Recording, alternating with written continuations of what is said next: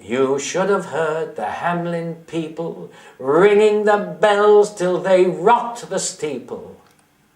Go, cried the mayor, and get long poles, poke out the nests and block up the holes, consult with carpenters and builders, and leave in our town not even a trace of the rats, when suddenly up the face of the piper perked in the marketplace, with a first, if you please, my 1,000 guilders.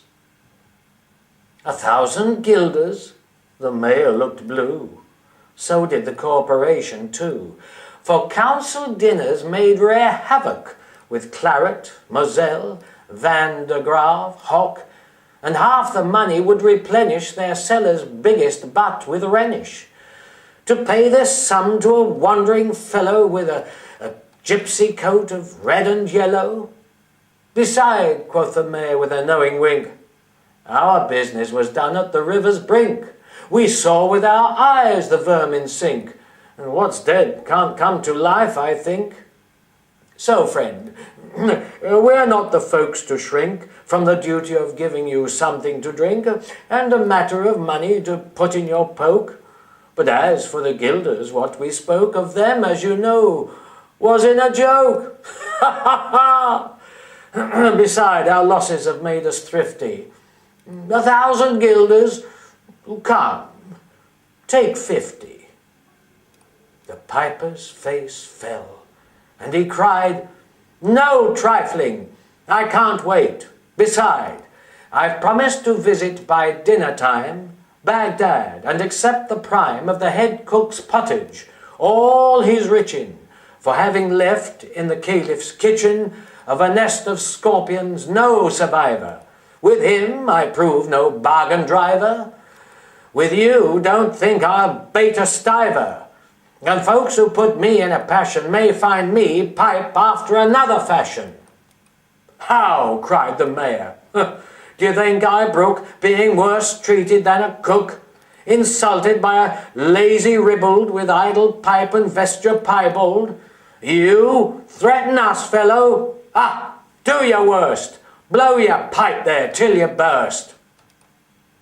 Once more he stepped into the street, and to his lips again laid his long pipe of smooth straight cane.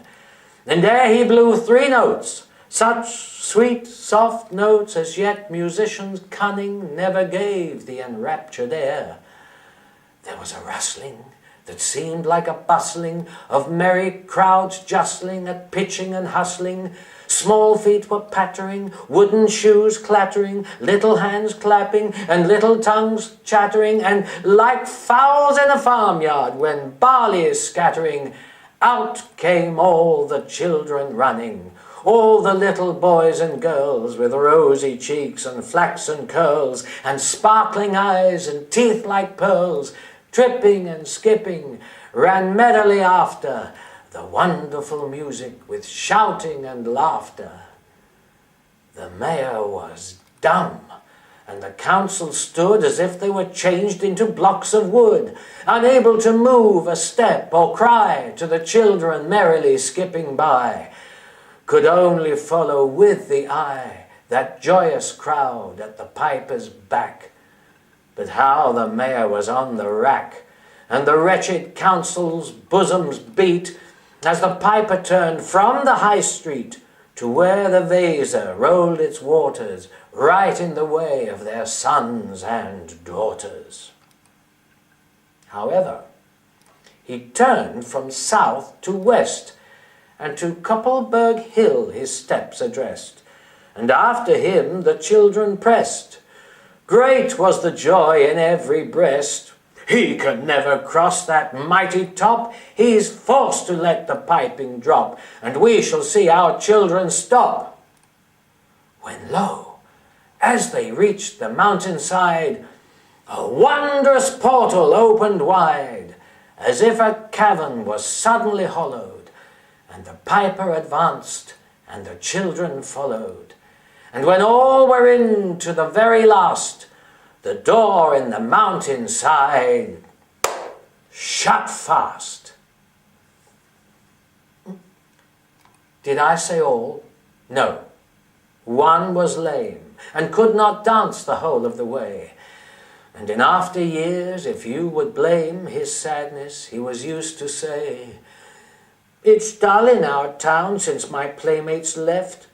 I can't forget that I'm bereft of all the pleasant sights they see, which the piper also promised me.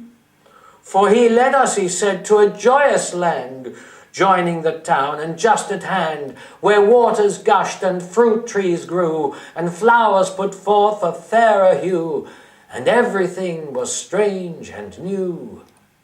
The sparrows were brighter than peacocks here, and their dogs outran our fallow deer, and honey bees had lost their stings, and horses were born with eagle's wings. And just as I became assured my lame foot would be speedily cured, the music stopped and I stood still, and found myself outside the hill, left alone against my will, to go now limping as before, and never hear of that country more. Alas, alas for Hamelin! There came into many a burgher's pate a text which says that heaven's gate opes to the rich at as easy rate as the needle's eye lets a camel in.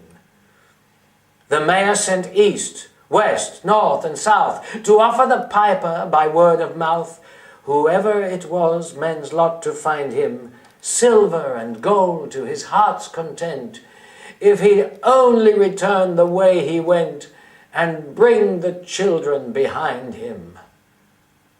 But when they saw 'twas a lost endeavour, and piper and dancers were gone forever, they made a decree that lawyers never should think their records dated duly, if after the day of the month and year these words did not as well appear. And so long after what happened here, on the 22nd of July, 1376, and the better in memory to fix the place of the children's last retreat, they called it the Pied Piper's Street, where anyone playing on pipe or tabor was sure for the future to lose his labour. Nor suffered they hostelry or tavern to shock with mirth a street so solemn. But opposite the place of the cavern, they wrote the story on a column, and on the great church window painted the same to make the world acquainted, how their children were stolen away. And there it stands to this very day. And I must not omit to say that in Transylvania there's a tribe of alien people who ascribe the outlandish ways and dress, on which their neighbours lay such stress, to their fathers and mothers having risen out of some subterraneous prison, into which they were trepanned long time ago in a mighty band, out of Hamelin town in Brunswick land. But how or why, they don't understand.